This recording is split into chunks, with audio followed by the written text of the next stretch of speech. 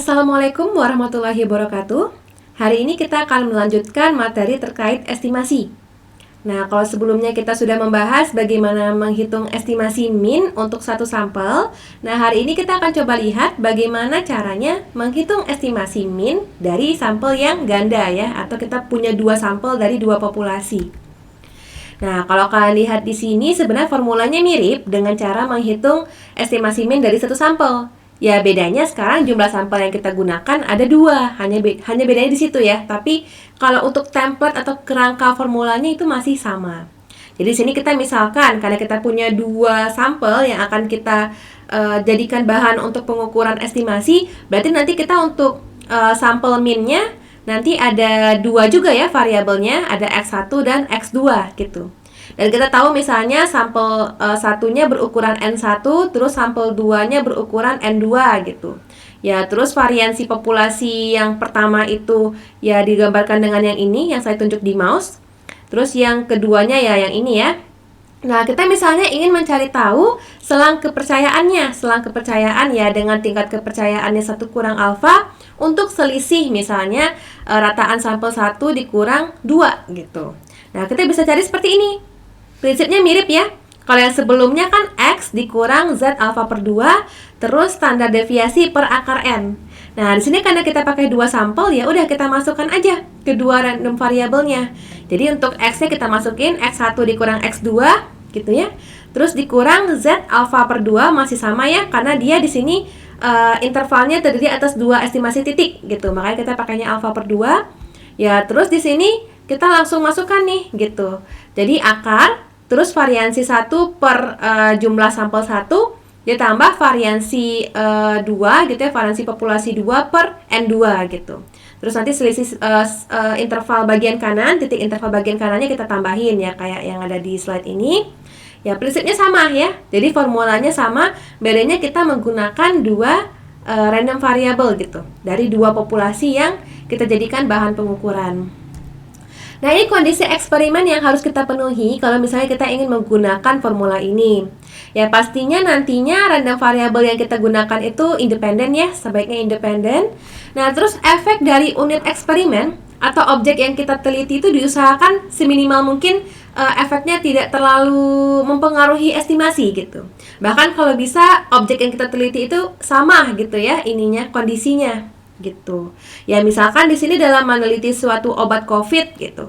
Ya, pasien yang diteliti sebagai unit eksperimen ya kita pilih aja secara random gitu untuk meminimalkan efek dari pemilihan pasien. Nah, seperti itu ya. Ini contoh soal yang bisa kita bahas ya untuk menerapkan formula estimasi ganda tadi. Misalkan di sini kita punya dua tipe mesin, ada mesin A sama mesin B. Nah, nanti kita akan membandingkan nih. Di sini kita diminta membandingkan angka konsumsi bensinnya dalam kilometer per liter. Misalkan untuk tipe A, mesin tipe A kita punya 50 percobaan. Jadi kita bisa gambarkan sampel untuk mesin tipe A itu adalah 50 gitu ya. Dan untuk mesin B ada 75 percobaan.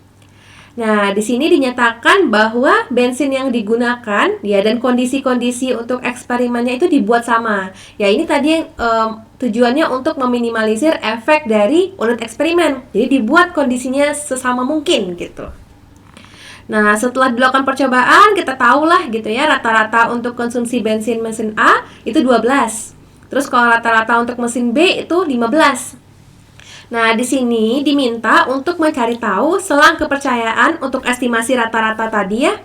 Di sini estimasi rata-ratanya dispesifikan estimasi selisih rata-rata B dikurang A dengan tingkat kepercayaan 90%, di mana ternyata diketahui bahwa populasinya normal dan standar deviasi untuk mesin A adalah 2 dan standar deviasi untuk mesin B adalah 3. Nah, sebenarnya di sini udah tahu semua ya informasi-informasi yang kita perlukan. Kita tinggal masukkan aja nih.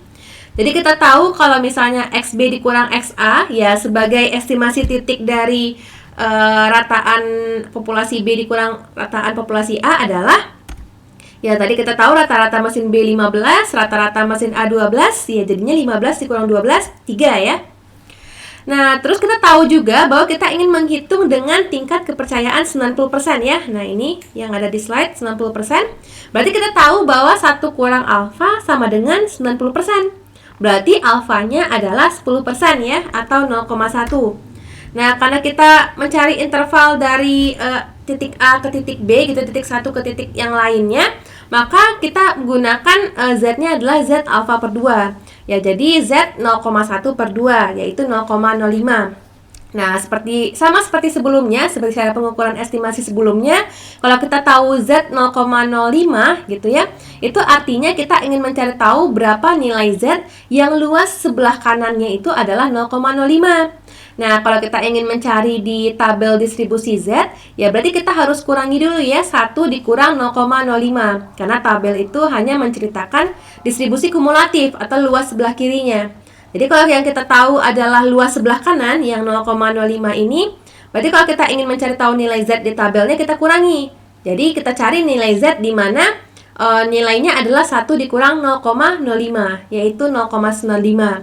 Nanti kalau kalian cari di tabel bakal ketemu nilai Z-nya adalah 1,64 gitu. Ya, kita udah tahu ya semua infonya, kita tinggal masukkan aja ke formulanya. Jadi kita tahu XB dikurang XA itu 3 di sini. Terus Z 0,05 itu adalah 1,64 gitu ya. Terus kita tahu kalau variansi populasinya adalah 4 karena standar deviasi A itu 2. Dan variansi populasi B itu 9 karena standar deviasinya adalah 3. Ya, jadi kalau standar deviasi, kalau kita mau cari tahu variansinya tinggal dikuadratkan. Terus kalau untuk jumlah percobaan A tadi kita tahu ya 50 dan B-nya 75 gitu. Ya, di kanannya sama, bedanya kalau di sini ditambah ya maksudnya ya. Jadi ada kesalahan penulisan. Ya, setelah dilakukan perhitungan ya didapatlah nanti hasilnya rentangnya adalah 2,266 sampai 3,733. Jadi kita bisa mengestimasi bahwa selisih rataan dari populasi B dikurang A itu dengan tingkat kepercayaan 90% adalah berada di antara 2,266 sampai 3,733 gitu. Ya, jadi sebenarnya mirip ya prinsipnya dengan satu sampel. Ya, bedanya yang kita gunakan adalah 2 sampel dari 2 populasi yang berbeda. Oke, ini kasus berikutnya. Kita sama-sama ingin mencari selang kepercayaan juga, di mana kita punya 2 sampel gitu ya, karena di sini menghitung selisih juga. Cuman bedanya di sini kita tidak mengetahui variansi. Kita tidak mengetahui variansi dari populasi 1 dan 2. Dan di sini diketahui kalau variansinya tidak sama ya. Jadi di sini diketahui variansi 1 dan 2 itu tidak sama, tapi kita nggak tahu nilainya berapa. Nah, terus ini ada tambahan, kita tahu juga kalau kondisinya ya kita asumsikan normal gitu ya, populasi normal. Ya, kalau kondisinya kayak gitu, kita bisa pakai formula yang tadi, mirip. Bedanya, Z tadi kita ganti menjadi T. Mirip ya, alasannya kenapa kita menggunakan T di sampel ganda dan satu sampel. Ya, sama-sama kalau misalnya variansinya tidak diketahui. Jadi kita bisa menggunakan nantinya tabel T gitu. Sama pakai T alfa per 2.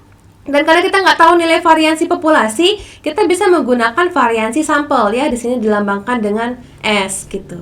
Nah, alasannya kenapa sebenarnya mirip ya, mirip dengan cara mengestimasi dengan satu sampel. Jadi nanti kalau misalnya kalian lupa, silahkan dipelajari lagi materi sebelumnya. Ya, jadi didapatlah kalau kita ingin mencari tahu selang kepercayaan dengan tingkat kepercayaan 1 kurang alfa seperti ini ya, cara mencari selangnya. Ya, terus karena tabel T itu kalau kita ingin mencari tahu nilai T-nya kan selain kita mencari tahu nilai alfa, kita juga harus tahu nilai V-nya ya, gitu. Ya, V-nya bisa kita hitung seperti ini, gitu. Nah, berikutnya case-nya, misalnya kita nggak tahu juga nih nilai variansinya. Kalau kita nggak tahu nilai variansi, kita pasti menggunakan tabel T ya, gitu. Nah, tapi di sini kita tahu bahwa variansi populasi 1 dengan 2 itu sama gitu.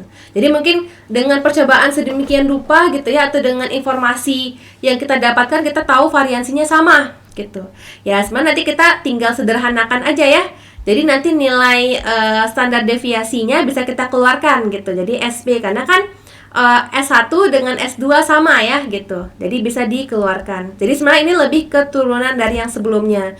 Yang sebelumnya karena kita nggak tahu ya, karena kita tahu itu berbeda dan kita nggak tahu masing-masingnya berapa, kita definisikan masing-masing. Jadi akar S1 kuadrat per N1 ditambah S2 kuadrat per N2.